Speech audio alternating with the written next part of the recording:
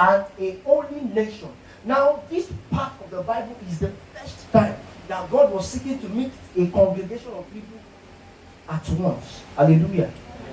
If you check through the scripture, it was either personal or it was within families or within. But then at this point in time, God was calling to the children of Israel. Because before that time, they were calling on to God, but it was the God that they had heard, the God of Isaac, Abraham, Jacob, and Isaac. But then they had not had personal fellowship. That thing that Adam had with God in the Garden of Eden, they have not had it, or they had not had it. And then at this point, the person that was making the move was God. God was seeking to come near to them. But when God would seek to come near to them, these people lacked understanding. They did not have enough tools to contain the presence of God.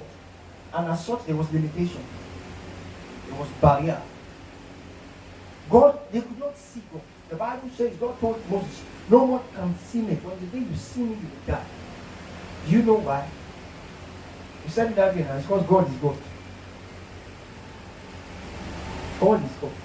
But then that is not the story for today. So when God was coming to meet the children of Israel, he came upon the Mount Sinai and he made them to place barriers. He said, don't come near me. Because if you come near me, it's not that I want to strike you, but then my personality will not let me be.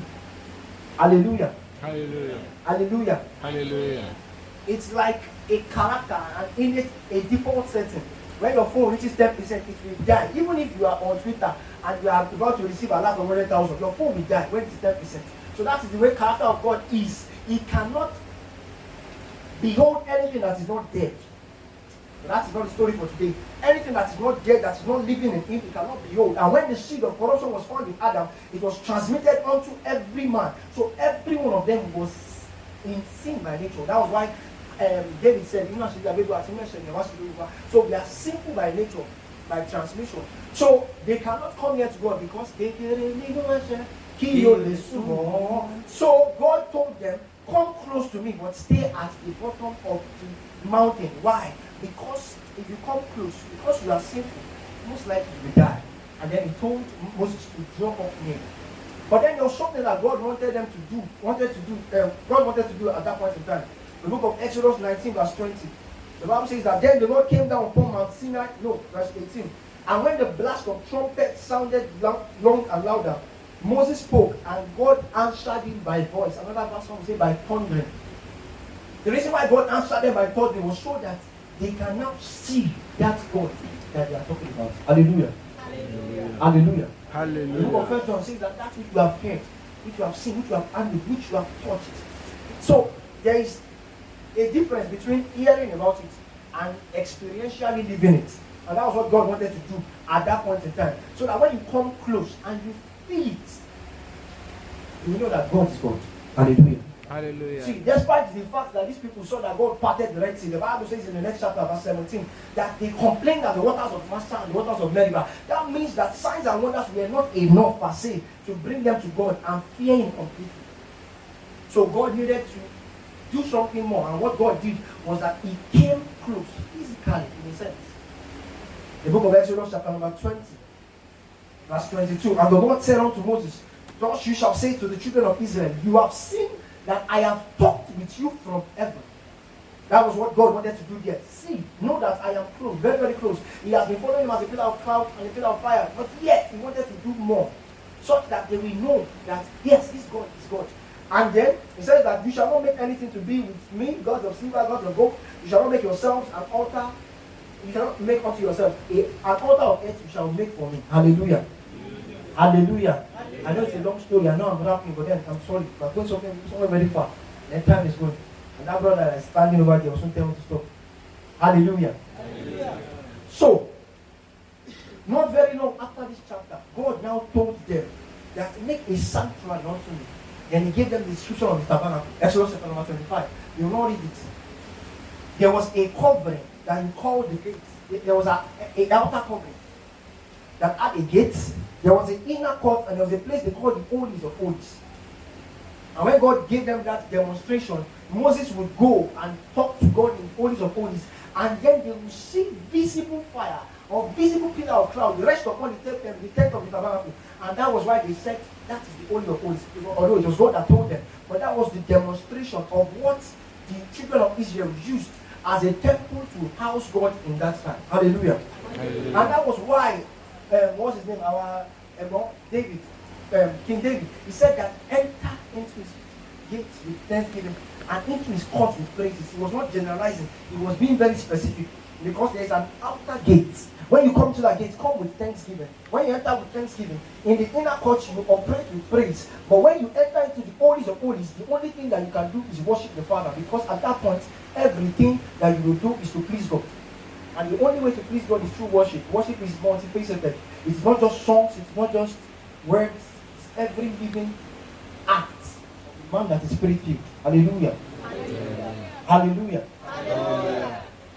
So when God gave them that understanding, He gave them that structure. You go deeper, you probably look at the gate as the way, the court as the truth, and then the inner court, the holy of holies as life.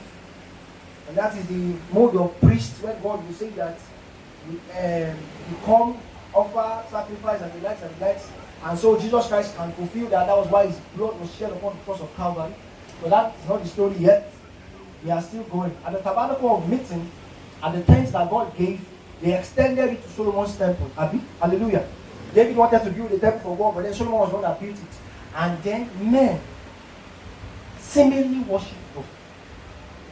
Hallelujah. Hallelujah. That is the end of the story. There's no more story after that. Let's now enter in. So men thought they were worshiping God in physical buildings by virtue of the structure that was given.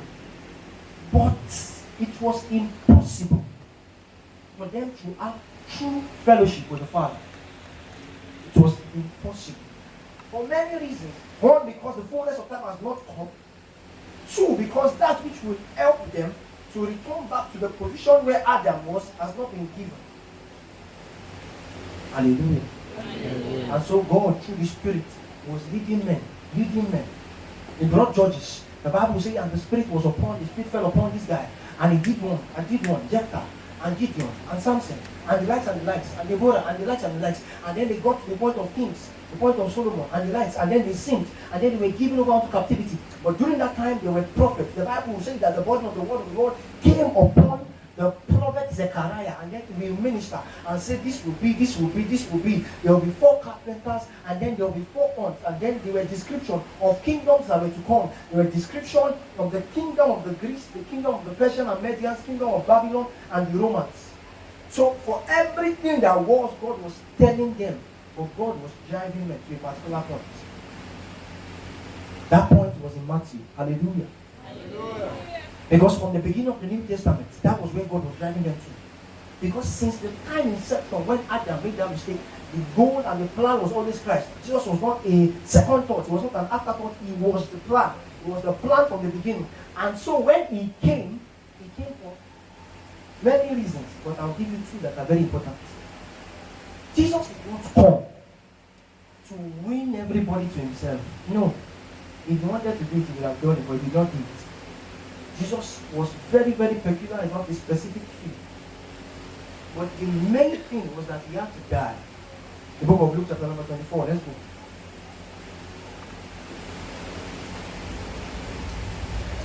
The book of Luke chapter number 24. Permit, I don't know if Bible is but we'll find it here.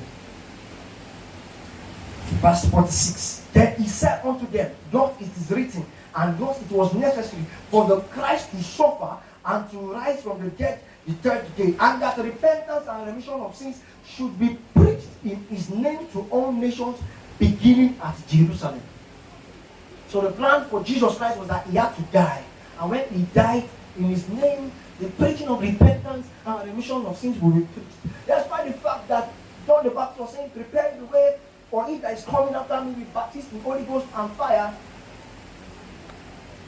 Jesus Christ left that mission to another. Hallelujah. Hallelujah. So when Jesus Christ died, even at that time, men still could not contain the Father. He was the personality of the Godhead living carnally upon the face of the earth. Yet, He came unto His own, and His own received Him not. So by virtue of Christ living, He gave us access to that which Adam had before, or before he sinned. And that is what we call fellowship. Hallelujah. Somebody say fellowship.